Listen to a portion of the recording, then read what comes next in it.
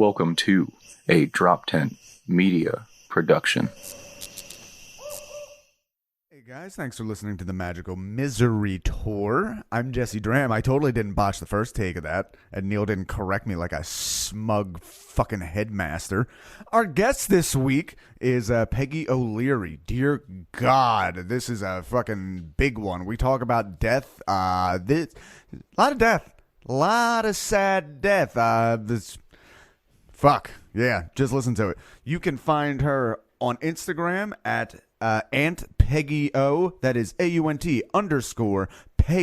PEGGYO. And you can find her on Twitter at Peggy O'Leary. And yeah, she has a show with, well, she's on the Drop 10 Media Network with the Lovable Monsters podcast with Ryan Foster, another alumni. They also run the Lovable Monsters live stand-up show at Manny Brown's. You can catch that next one November 21st. Did they say no cover? Yeah, no cover. No cover. So you got no excuse not to go. What's your fucking issue? Guys, Magical Misery Tour rolls on.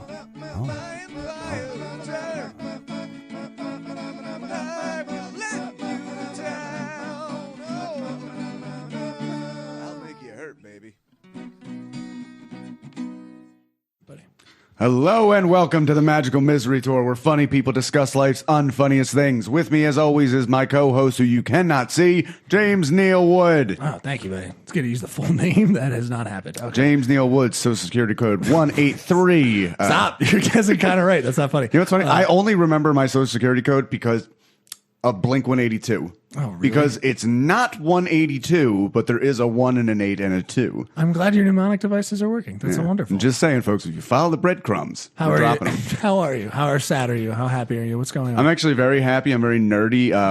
Me and my girlfriend are texting each other, and she said that cooking makes her really excited for us to have kids because she knows that's what she wants to do. Shit. And I said I'm going to buy her an apron for Mother's Day. Ew. And how cute would it be if we started getting each other Mother's Day and Father's Day gifts from day one? We've been together 4 months. This is disgusting. Forever. Yeah, fucking insane. You guys need to slow down.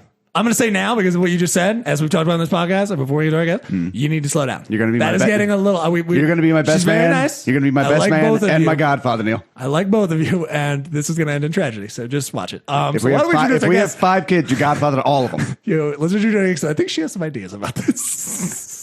With us, she is one of the hosts of the Lovable Monsters podcast, in addition to many other things, which I'm sure we'll get into. Peggy O'Leary, how you doing, Peggy? I'm good. Oh, and your mic's not on. Neil fucked up. I went on 5. I'm sorry. Oh man, Neil. Me down. Yeah, I did. Sorry, everybody. Oh, there she's back. I'm back. And you're back. Instead of chastising my love life, I know. Yeah, that was God smiting you. Yeah. Well, usually I get a little second to make sure Jesus is on side of my road. Just stop. So that's Yeah. inside thoughts. You shouldn't say this out loud. Definitely not on a podcast. I agree. I mean, You guys are cute, but gross. I want to throw up. Very but then gross. again, I'm a monster, so There you go. A lovable monster. Yes, on that the was nose. On the nose. too. Forget it. Yeah. it's why we call it that, because I call myself a monster all the time. Nice. No, that's so cute and / weird. And when you guys break up, you're gonna be really sad. I've had so much romantic failure leading up to this that, like, when everything's going good and just like firing on all cylinders, it's like a little, you get caught up in it. It's a roller coaster. Yeah. Well, No, I think that's sweet. I don't. Yeah, I mean, Peggy's being nice because she doesn't know you as well, I think. no, that's fine. also, I will say. Shit on me. Tell me I'll die alone. I know they're it. shitting on you. It sounds. see, I don't think you're gonna die alone. I think I think it's more of a knock on me. Like right away, I was like cringe. My like blood was boiling while you were saying that, which is like I have that effect on people. This is why guys don't want to date me, because guys don't want to hear that the girl's like, "Oh my God, you're such a fucking pussy." But here's the fucked up thing. She has told me repeatedly throughout this entire relationship that, like, I am never like this with guys. Like, and I've met all her friends and like, yeah, you kind of fucking broke her. I don't know where all this optimism came right. from. So. Oh, cool. So this is gonna be a crash and burn situation. Yeah. Just because you're putting your eggs all in one basket doesn't mean you're not going to drop it, buddy. It doesn't. You know what I mean? She sounds like, just because it's new and it's weird. I mean, follow the emotions. I feel like you can't do much. Well, no. About it. What we're doing is we're putting all her eggs into her uterus where my semen will go and make a bunch of babies. And you're going to try Do to you want to solidify have this? kids like sooner rather I than want later? a whole hockey team full of babies. Actually, it is going to have to happen sooner than later, probably a few years, I guess. I would like to be a little bit further along because there's definitely, we were talking before how I wish I was doing a lot better in comedy at this point, and that's definitely, having kids, that's definitely putting the fucking barrel in your mouth and setting the egg timer. So, Yeah. So I don't know. I mean, I definitely want kids. I'd like them sooner than later. I mean, when How my old dad, are you? I'm 33. Oh, okay. Oh my God, I'll be 33 in a week. Oh, there you go. But it's also when my dad was my age, I was already 10. So I'm very just coming from a very white trash background. It's like I kind of should have been. I said before I met her, I said a few times I feel like I should have been married, had a kid, and been divorced already. Right. Oh wow, yeah. Also, here comes another moment where I hit on Peggy. I thought he asked yesterday. I was like, dude, she could be 25. I have no idea how old Peggy is. You said that on one of the podcasts, actually. Yeah. I just feel like some people hold it together. I'm just like I couldn't pin it down. So that's me hitting on Peggy as we usually do. I like it. There we go. It's nice. Boom. But yeah, you're right. In terms of parents, I mean, I'm the youngest Right. of 6. My parents, by the time my dad had me, the 6th one, when he was 40. So by the time he was he had all of he had 5 kids by 36. Yeah. That's a lot. So wow. yeah. Yeah, that is amazing. My mom had 6 kids by 36. Okay, so is that they're like an Irish family coming from Catholic? Yes. Very Okay. How long were your parents? Walk this back for me. How long were they together before they had their first kid? Were they gay? Right? My parents? Yeah. Were you Peggy? They met. Because this will help him. It was quicker, I will say Right. that. I think they were, because they both had been engaged prior to knowing each other. My dad had got engaged it's before like he went to war, and then he shit. got a Dear John letter. My mom was engaged actually when they met. This is actually so my dad's a funeral director. I grew up in top of a funeral home, and my parents met because my dad opened the car door and my mom fell out on the funeral and he caught her. That's how they met. Holy shit. She was currently engaged pretty pimp. at the time. He asked about her to her aunts, and they were like, "Oh no, she's engaged." And so when they when her and her fiance broke it off, they were really, her mom and her aunts kind of conspired against her because they thought she was going to get back with him, and they didn't want him to get back with that guy. So my aunt called the funeral home that my dad was working at and asked for Tommy and said, "Do you remember?" Said her who name is what the funeral was. It was 6 months ago, and my dad goes, "Oh, the pretty woman, the pretty girl in the red convertible," because she had a red convertible at the time. Damn. And they were like, yeah. And they were like, will you take her out to dinner? So they went out to dinner on a Thursday. My dad literally just straight up called, and she was like, okay. She's just kind of. They went. Did she even remember him from? She remembered him. Yeah, they called Okay. him the friendly funeral director because he was the little guy, Serial killer or hot, one of the two. Yeah, the little friendly funeral director, and so she. They went out on a Thursday. My dad had dates Friday, Saturday, and Sunday. No, Friday and Saturday.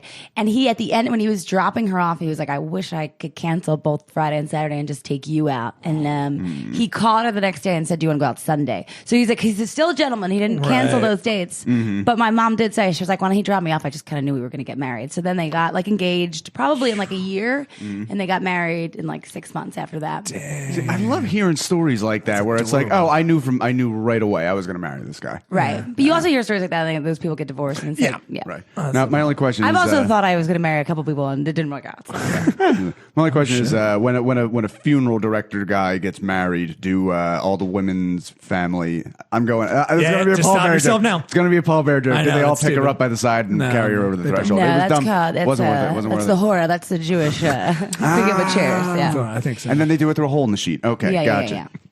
Good bringing in Mormonism. I like it. That's crazy. So early on, again, you've told Peggy what we do with this podcast, but I think childhood, we've got already kind of a little bit there in terms of being one of. Well, I also want a little bit of six. what's it like just growing up the youngest? What was it, 6? You said? Yeah. I mean, I loved it. They treated me like the baby by a while because it was 4 girls and then they had my brother, and it makes sense they would stop then. And she actually was going to get her tubes tied, and then right before she got it done, she was like, I had a weird pit in my stomach and I didn't feel comfortable with it. And she always is like, that was you in heaven saying you're coming. And then 2 years later, she got pregnant with me. Yeah. And then, so she didn't, they didn't go through it. But, so I was the most, overly stimulated baby because they would like wake me up like the stories of me as a child. It's like I could eat 5 slices of pizza by 2. I never slept because they would just wake me up, and I was just always ready to like dance and have fun. And I could swim before I could walk. Those are the 3 stories. Oh wow! And I never cried. Oh, they never cried, and so I'm like, well, this is why I'm a depressed adult, because that stimulation Nothing is was crazy. going to keep up with that. Nothing. I mean, also, you expect me to date one person? I had just like an audience since I was a child, just like dancing and singing for them. So I had a pretty like charmed childhood up until 5th grade, until I was like 5, and then I went to kindergarten, and it all came crashing down when I found out I was a fat kid, and I didn't know it. You know what I mean? Because everybody just adored me, and I was like really good with like adults, and I spent my, I did spend my days watching my mom put makeup on dead bodies, which is probably another reason why I'm a depressed adult. It's a little dark. That's a fun thing for take your daughter to work day, I guess. Yeah. Go write a report on that. Yeah. So She's comfortable with death. Were other kids freaked out by that? Were they be like, you live in the death house? no, not really, because you know what? Because I was my house was always like Christmas Eve. We always had an open house that people would come to, and like.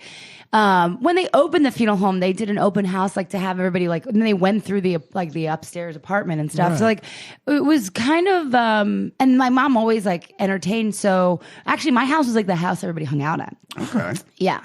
And especially because like my neighborhood, like parish, whatever, everybody knew. So it was like, I had also a lot of kids in my grade.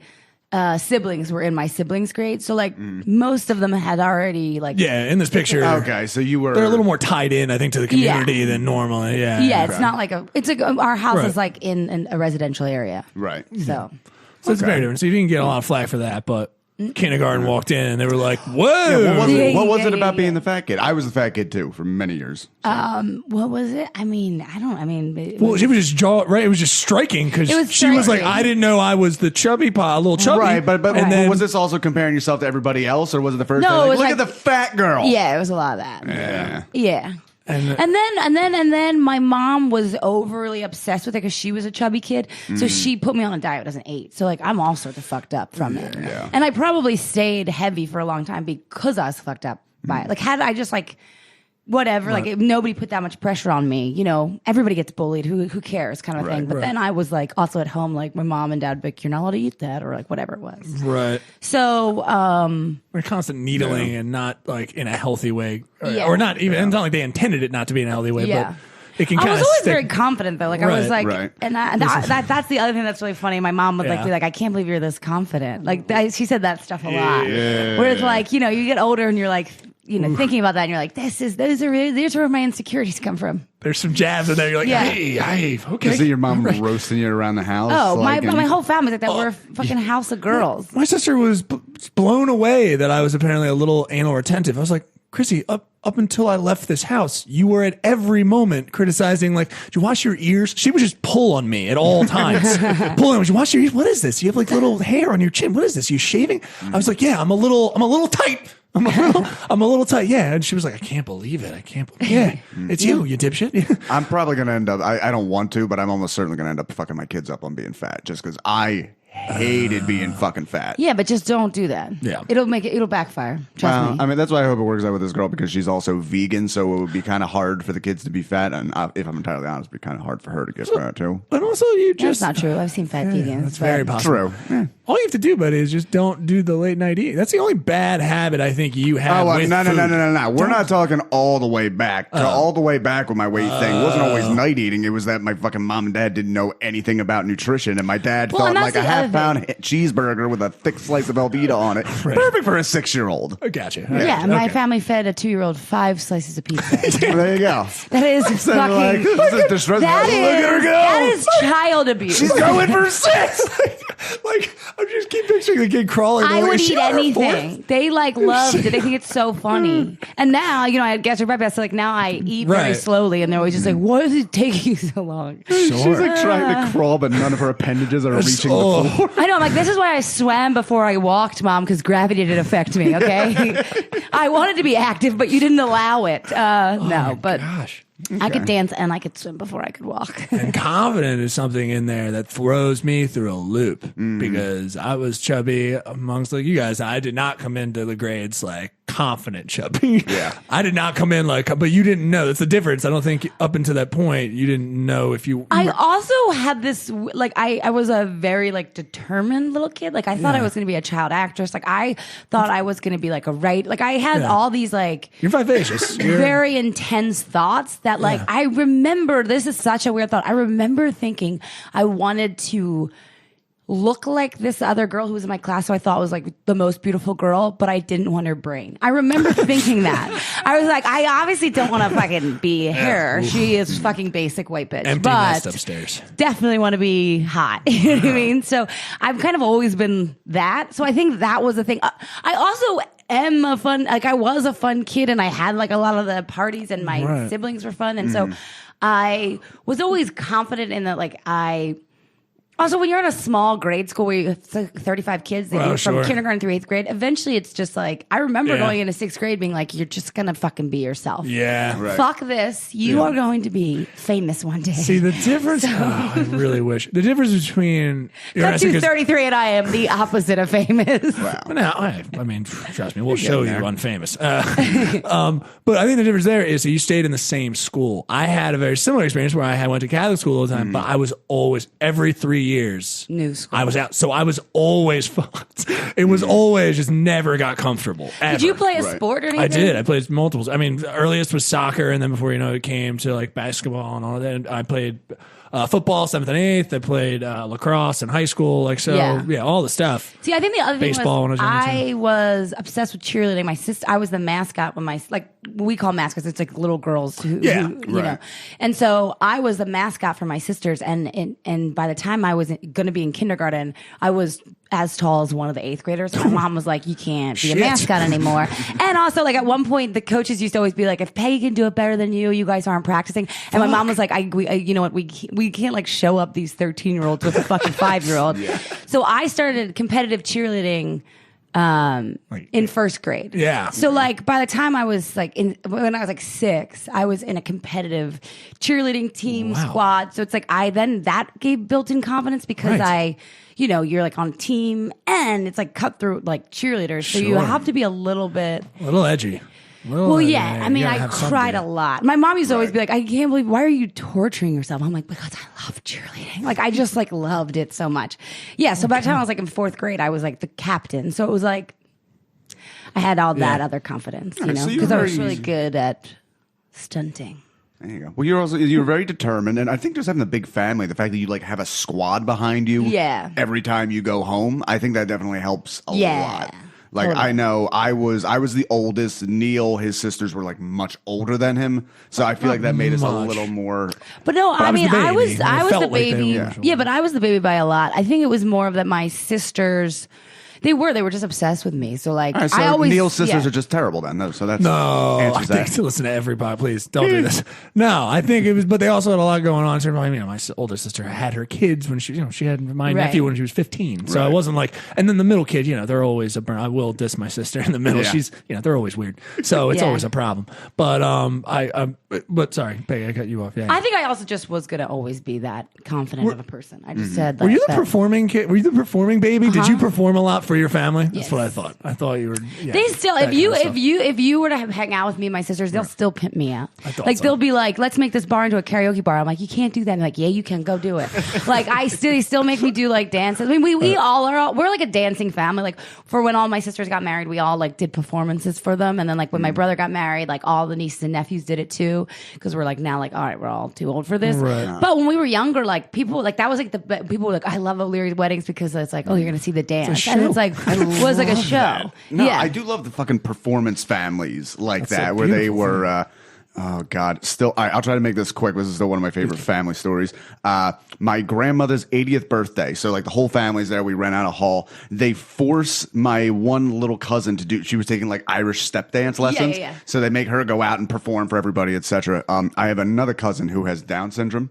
And he frequently, his like fidget thing is he has a pair of knotted socks he always has, and he just wings around. I love that. So I'm watching this Irish folk dance, and my uncle leans into my ear and says, next we're going to send up Richie with his nunchuck routine. And it might have been the first like, oh my God, that is fucking horrible. And I love that laugh ever. So that's really fun. Good old cousin Richie. All right, well, I think we hit enough on. Oh. Well, I'm wondering going to the next thing is because I've had the privilege of hanging out with Peggy just a little bit more, just because I'm on the crossover there.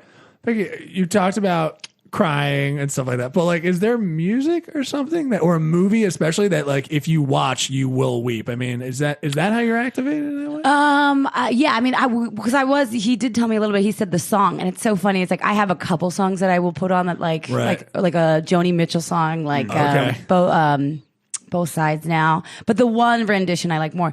But this is like so specific and weird to now. Okay, you know who Ben Platt is? Yes, I know. Oh, so that's, he's like Dear Evan Hansen. Yeah, right? Dear Evan Hansen, which I fucking love. I mean, a lot of those songs can make me cry.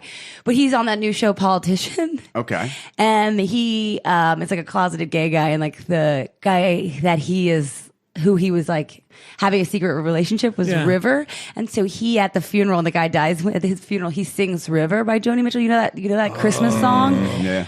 I sobbed, and then when I like will put it on, I've listened to it on repeat like 15 times, so much that my brother came in and was like, are you still listening to this motherfucking song? And I'm like, it's so good. And he's like singing with all this passion because he's like at the funeral like singing, and also it's so tongue-in-cheek, like it's so on the nose that he sings River to it, like I don't know, but so like that song can really make me just weep it out. But yeah, no, there's a lot of like my sister, we went through like this tragedy. Like at one point, my sister always claims that Whitney Houston, Beyonce, and Mariah Carey are her therapists, and like so there is just like I have an album on repeat that I can listen to and just cry. And the song "For Good" from Wicked, which was also was the song of my one niece who passed away. Like that was on the back of her prayer card, so I can listen to that song, and it's just a really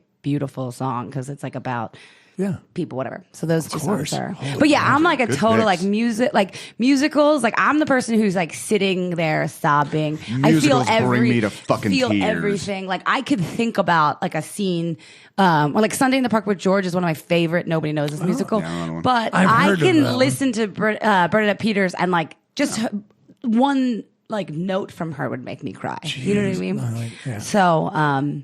Yeah, I'm a big movies wise though. Yeah, My Girl was the movie of my fucking childhood. Gotcha. It's like can't see without his glasses. I mean that scene is. Yeah. I mean I have chills right now. Yeah. It'll break you up. Look at you there. Yeah. So that's fair. Yeah, we've talked about you being vulnerable or not vulnerable. I would say that unfortunately people have either made you cry or you've been in situations where you have cried as a result of that. Like. I don't know. Could you talk about that a little bit more? Yeah. So, I mean, we talk about them Lovable Monsters because Ryan and I became fast friends, and then like I quickly was just crying in front of him about stuff. And he has sisters, so like it's funny because like of anybody I think in the world, no one thinks Ryan Foster is going to be like the most sensitive, empathetic, but he is. Like, and so there's like so many nights where I'm just, and he'll be like, "Oh, no more crying. Oh, okay, we're not gonna cry. We can't cry." And so, but I've gotten to the point where like I've made him like like he don't tell me why. They'll just become a moment where I'm like, "Are you?" He's like, "I don't know." I'm like, I just like activated some memory he had or something. I wouldn't have imagined you two as sob sisters, but now that you mention it, like I can see that. Yeah, I think when you like people, I think people just assume when it's like opposite sex that you're fucking, but it's like our relationship is just so much more like weirdly like brother sister. Like Jesse, you and I have like been on a wrestling thing, whatever that one wrestling thing. I'm sorry, but I mean that's why when you say that you're like, I don't surprise you. I'm like, what are you talking about? We watched that one wrestling thing with who was it? Rhodes? Yeah, was it? It had something to do with Rhodes. And we watched that one speech or whatever they gave. Bro, we were both sitting there. You said you were crying. I was like, oh shit.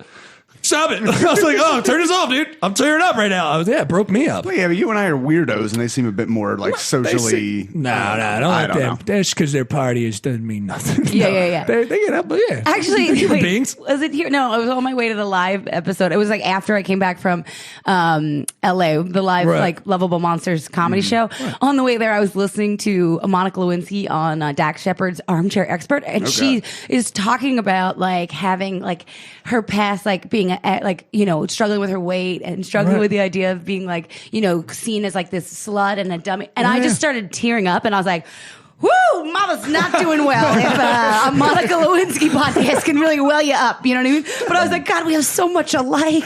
We're both fat, dumb whores that fell in love with the wrong guy. Just think, if you really applied yourself, you could have pulled off the same thing as she did. Listen, if I could actually indulge on the famous dick I've sucked, you'd be surprised. Not presidential, but they get If you could blow any president of the last ever. Ever? Ooh, I mean, you gotta say Obama, right? But then I feel like I don't want to disrespect Michelle. So if Michelle died, I would do it. Just assume the first lady's down with it. Okay, she's down with it. She's down with it. She wants to watch. She gets a kick out of it. So and then I guess you obviously got to do Kennedy, right? Okay. I mean, I'm also like a big Marilyn Monroe girl, so I'm like, fuck yeah. Also Catholic, Irish. Yeah, Irish Catholic. I would have just said McKinley, but that's just because I respect the man. Yeah. I know. I was going to should I say Lincoln? But we're pretty sure he's homosexual, so it's like he wouldn't even want me. Yeah. Bless his heart. Good question. So I mean, there's some tragedy that we usually talk about on this. I know you mentioned your niece, and I don't know if you don't want to go into it too much. I mean, I've talked about it publicly. Because it was pretty public. My niece drowned in a public pool. What was a private public pool? The Saturday Memorial Day weekend in 2011. Jeez. Yeah. So I was actually in Austin, Texas with my sketch group Bleak, and I just jumped off a bridge into water. So like probably at the moment she was dying, which is a very weird thing to think about. Wow. Weird coincidence. So I was on my way to the hotel we were staying at was like right across the street. There was like a gas station. So we were going in the gas station to get beer. And I got a text. And at the time my dad was really sick, like had just gotten diagnosed bipolar, and he was like kind of on the like low end at the time. So I got a text from a random person that just said, sorry for your loss, which is a fucked up thing to say. I have forgiven that person, but it took a long time for me to forgive her because obviously at no point is sorry for your loss like an okay thing to say to anyone, let alone like within the hour of someone dying that tragically. Yeah. So I don't know who's died. All I know is that someone has died. So I call my mom. She doesn't answer. I call my dad. He doesn't answer. And I call my oldest sister, Megan, and she is like, answer the phone like, and I just remember, it's so weird, like when those things happen where you're like, God, movies did get it right. Like it felt like that, where like, what do they call it? Where like you rack focus, but you also pull away. So it has that like where you simultaneously getting close and far away. Like I could feel it, like the like noise in my head got louder. You literally feel like the world just like gave out under your feet. You get that big like adrenaline. And I'm standing outside a gas station soaking wet from just being in like a river. And I have a fucking 12-pack in my hand. And Megan answers and she's like, hi, Peg. Like this high pitchy, over the top. Covering. And I'm like, who the fuck did I lose? Who did I lose? Who did I lose? What happened? And she's like, when's your show? And I'm like, what the fuck are you talking about? Who the fuck did? She's like, when's your show? This went from a Lifetime movie to a David Lynch movie. So what happened was they knew we were in Austin for this festival. So in their mind, they were trying to hide it from you. Well, they weren't trying to hide it. They thought that my show wasn't until that night. So their plan was we're going to reach out to everyone we can. They were going to reach out to this girl, Jane, who managed us. And they were going to reach out to her, organize it so that I would basically get off stage and go on a plane or something. Right. But obviously this person out of nowhere, I mean, and it was 4 o'clock. I got the text at 4 o'clock my time, which would have been 5 o'clock. So it was like almost 45. Like wasn't even, Joni hadn't been dead for an hour. So, she's like, Joni drowned in a pool, but I have an Aunt Joni. And we're not pool people. We go to the shore. So I'm like all sorts of confused. Like, why was Aunt Joni at a fucking pool? And then she's like, no, baby Joni. And I'm like, no, like we're not pool people. Like, and the truth is, it's like we're not. But that summer, my sister was really stressed with work, and so she was like, you know what, we're gonna. And this pool, actually, it takes like years to get in. So they were like, okay, the kids are like 3 and 1. We're going to sign up for this pool. Maybe we'll get into it in like 2 years. It's like the pool that everyone, that the grade school they're going to go to. And just somebody knew them, was on the board. And they were like, hey, this is a young family. They'll be with us for a long time. Like, let's give them. Someone decided not to sign up. So they found out on Thursday that they got into the pool that weekend. They put a down payment on it. And they went to the pool on Saturday, and and she drowned. And so yeah, it was so obviously it was like terrible, and I was fucking in Austin, so I just like I don't really remember. I fell to the floor, like got me to the hotel. We went and drank like margaritas, and I probably had a pitcher of margaritas by myself. And then I woke up the next morning and I got on a plane. And then I never went back to New York because I just was like, I'm the only one who can do this. So I just stayed home and I lived with Katie and Tess and, like took care of Katie's, like it was like half her driver, assistant, whatever. And then we eventually moved to the shore because she didn't want to be around anybody. And like she rented a house not far from my parents' house. Oh, wow. So I stayed at my parents, so it was like, so yeah, it was probably the most intense summer of my life. And that was Memorial Day weekend. And then Katie got pregnant, thankfully, in July. And it was like, that's, I think, what saved her life, is because you basically have to start taking care of yourself. Because like the one rule was like, she's like very adamant about the way she eats. I was the only one who would be able to feed her. I fed her the same things every day. Like at 12 o'clock, she got a Coke, and then she would have either like a little McDonald's burger or like a little meatball parm, like just very specific things. But she wouldn't eat them. And we were smoking and drinking. Like, I mean, we would go to bed at 4 and she would wake me up at 6 every morning, like reenacting the scene for me. That's what she did all summer long, was just reenact the scene for me. Which, well, I mean, it's a what fun else one. do you do? Yeah. Yeah, I mean, none of happens. us knew what to do.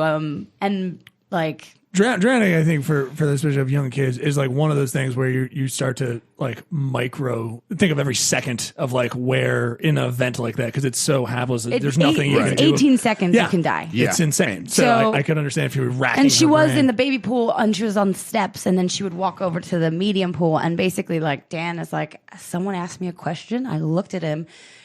And when they eventually stories came out, like he met that guy, and like, but in his mind, he's like, that guy was the devil. Like, why was he asking me a question at that moment? Sure. Oh, why did I not see her walk over here? Yeah. And the other thing is, like, we don't know what happened. Did she walk to the steps and maybe it was overcrowded because it was Adult Swim? Right. So it was like, did a ball go flying past her head, and did somebody knock her? Like, nobody knows what happened. Right. You know what I mean? And it was seconds. There was like a nurse and a doctor sitting right next to Dan. So Dan pulled her out, and they started working on her right away.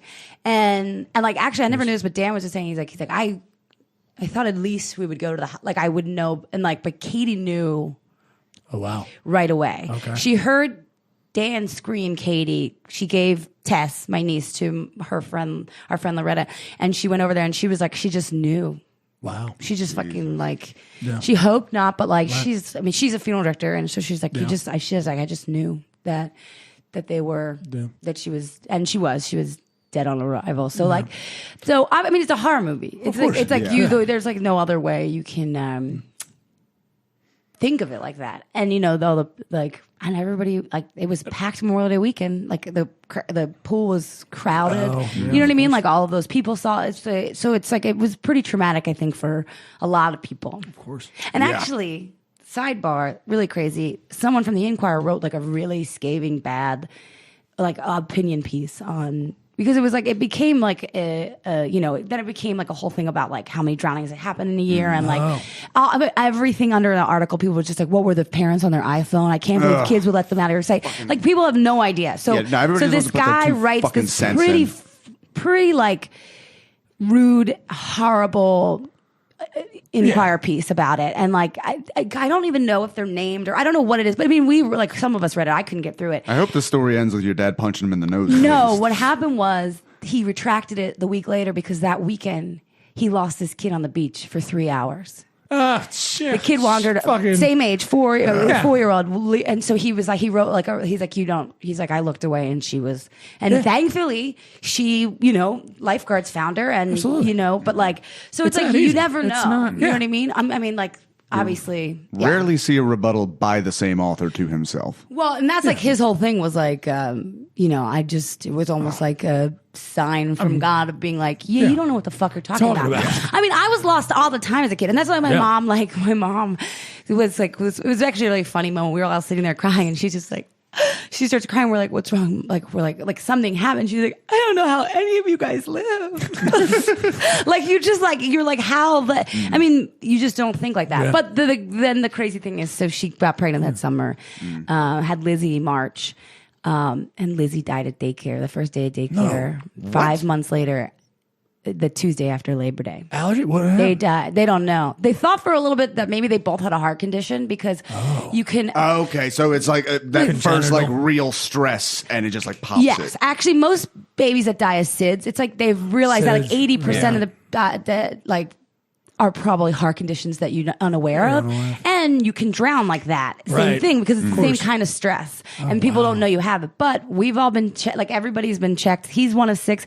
Nobody else has it. It's like a rare heart condition. So it could be that, not that. It was the first time Lizzie was ever fully laying down. She always kind of slept a little bit, but first day of daycare. Holy shit. Fucking crazy. Wow. So both freak accidents, Freak occurrences. That's insane. not connected, but are connected maybe, And then, I mean, do you think that I hope this doesn't come up the way I think, but I mean, as even you guys must be the best family to be able to deal with this type of thing. You see tragedy all the time in a lot of ways. I'm not saying that you should deal with it anyway. I don't think anyone knows It's how to deal terrible with for that. whoever has to go Right. through it, but I mean, if But anybody could absorb the for you blow, guys to be I like- guess it would be you guys. Maybe for just being. funeral I don't. directors, I don't know. That's a guess. I don't know. I I mean, don't think there's any way, but I will say that both my dad and my brother-in-law's father both were like, this was one of the worst. Yeah. And they're both funeral directors. Especially when it sure. happens like a second time, it's like we're fucking cursed. The family's Yeah, cursed. like what it, yeah.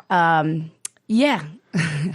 But, and like, it's one thing that like I have 5 siblings and, you hear 2 nieces. You're like, not that you hope, but at least it's 2 different parents. But it's fucking, so yeah. I don't know. I mean, I think it's twofold. Like maybe, people don't get the help that they need because they think they're equipped for it. Or maybe, you think you can, I don't know. I don't know. I mean, for me, it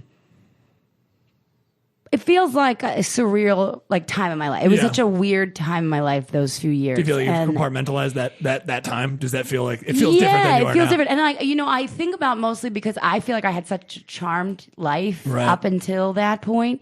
And I think about my nieces and nephews, like their cousins. Like I don't know what that's like to be fucking 10 and lose your baby cousin. Right. You know what I mean? And like my one niece is 20. So it was 8 years ago. She was, 12. Yeah. So like the older ones all remember, like, you know what I mean? And so and my one niece is 2 weeks apart from Joni. So like she remembers, and you shouldn't have memories of being 3, but it was such a paramount thing in her life that she, I think it completely changed, or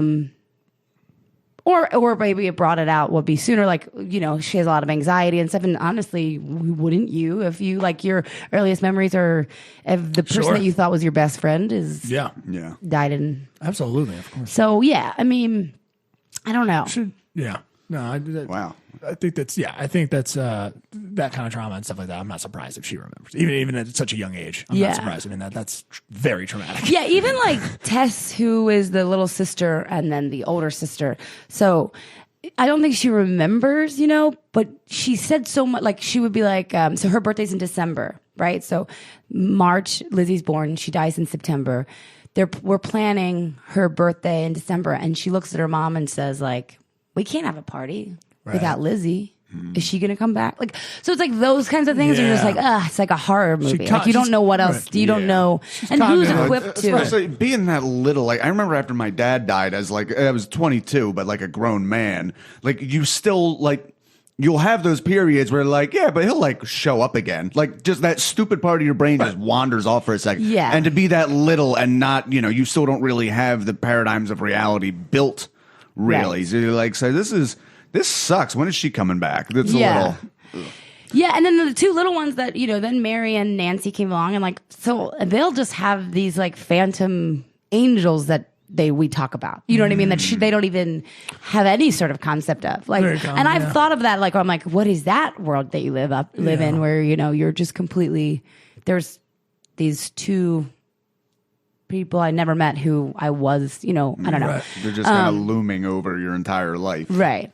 Like, have you ever heard that song "Unknown Brother" by Black Keys? No. One of the lyrics is like, my mother's pain, and it's about how his wife had an older brother that died, and they were really young. So the whole song is like about how it's like unknown brother is like they never met. No, I never but met you, and we spoke not a word. I'll never forget you through the stories I've heard. For you, unknown brother, my baby's mother Mother's pained, because your soul's in heaven, but your memory. That's fucking heavy. Very, very right? Yeah.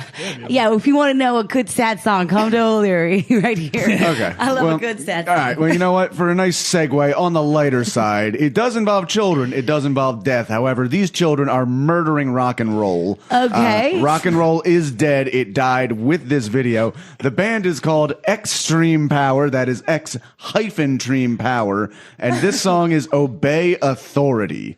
Let's get this little jam going. Yeah. Will this get pulled? Because There's no way. This, So we found that popular things get pulled. but not okay. But I think, yeah. Yeah. So you might not see this on their screen. It's That's the respect problem. and obey authority. Yes. Hell yeah. So Exactly. they will hear it. 'cause Punk rock I'm not come going to waste full the course. time. I'm not going to waste the time to add the display, buddy. Because All right, that's fine. That's fine. So This they'll will hear be it, audio only. It's already amazing. I didn't know it. So Are they like in a gymnasium? Also, That's a that's a parking parking lot.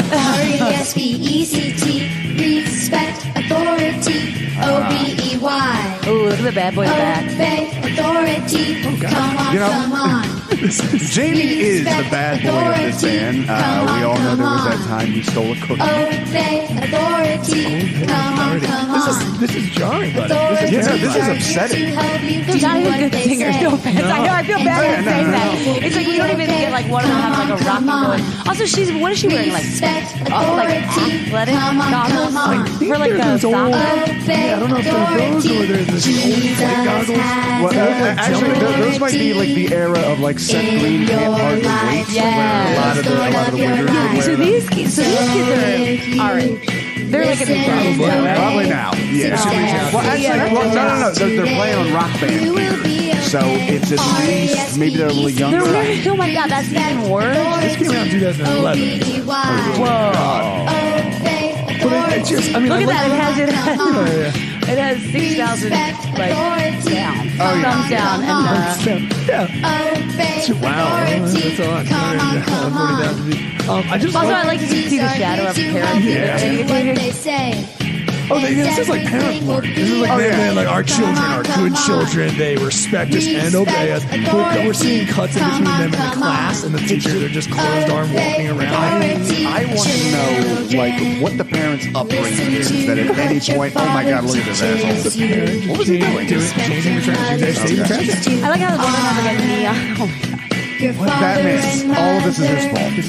Like, what was his upbringing that he ever That guy is the devil. Look at Terrifying. that is a terrifying. There is not a trace of awareness in this of like, yeah, we'll make a rock and roll song about it's your turn to take out the trash. Yeah. I don't like this guy. I don't like Yeah. this guy at all.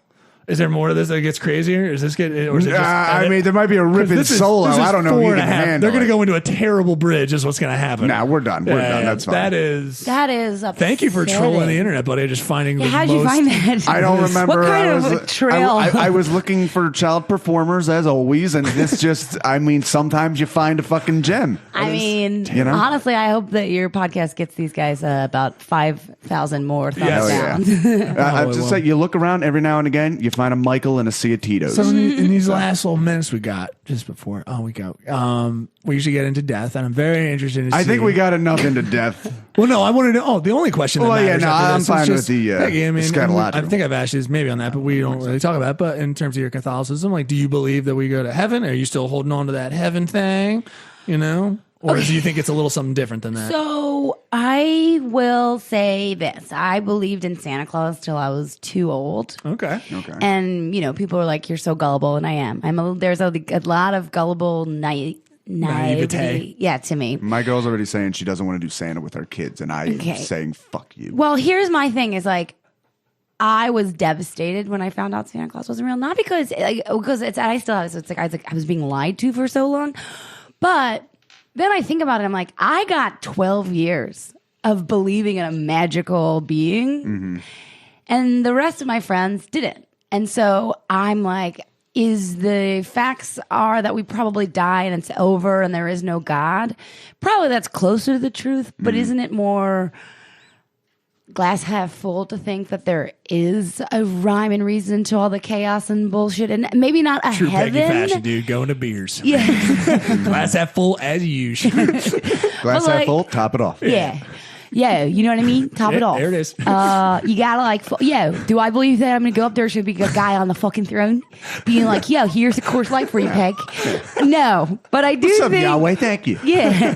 But I do think that it is a level of reincarnation of it kind of, and like life on earth maybe is becomes some people's heavens, and sometimes we're living in an own hell. I do have some feeling of that because I have weird deja vu and dreams that I was alive at a different time period. Okay. I can understand.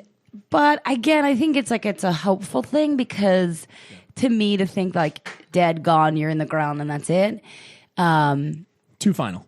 It's too final and it's too, that's overwhelming to me. Like actually in like the last podcast, Ryan was saying how Ryan Foster was saying he doesn't care for space. And I feel like it's like, I don't even think about it because to me, it feels chaotically overwhelming to think about it. Yes. Like, I don't think we're the only ones in the universe. Right. Definitely not. Like, I definitely think there's other beings or whatever. And maybe that's what it is. Like, I love Con Air. Like, I love that concept of like, maybe it's fucking, we go into space or whatever the bullshit is. Like, so I hope that there is life after. I don't think it's as perfect. well, I don't think anybody knows. No, of course. And I mean, Yeah, that's kind of like what it's the wonderful. Tower of Babel's like whole idea is, right? Is like, don't get too close to heaven because it's like, we're not supposed to know all the answers. Right. There's like an element of, you should be good for the sake of being good, not because you get a reward. That's a very human, Yes. to me, a very man way of looking at life. Like, Right, well, right. if I'm nice to my woman, she'll give me a dick sucking later. You know what I mean? So I think Are you it's- reading my blog?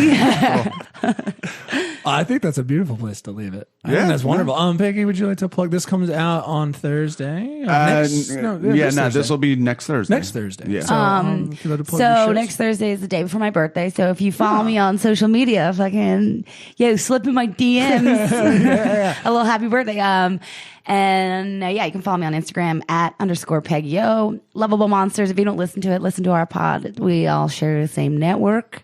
And Peggy O'Leary on Twitter. Nice. And then how about for you, Jesse, taking us on that, bud? Just find me at Jesse Dram at Magic Misery Tour. I'll be at John and Peter's December 26th, and I'm trying to book other stuff until then with some very shady people who post randomly online. And I say, hey, I'll do it. Great. And then they're unimpressed and don't get back to me. Neil? No, I'm good. I'm solid. I think I've done enough. Of course, I'll be in Manny Brown's November 21st. They have a great show. Yes. Peggy and Ryan will have that, and you should always go to that. It's a goodie. Other than that, people, this has been a podcast, and we'll see you guys later. Yeah, thank you for coming back. Bye. That was great. Yeah. Later. Later. Obey authority.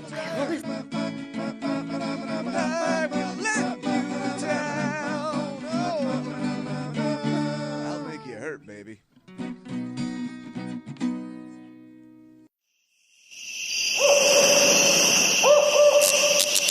This has been a Drop Tent Media production.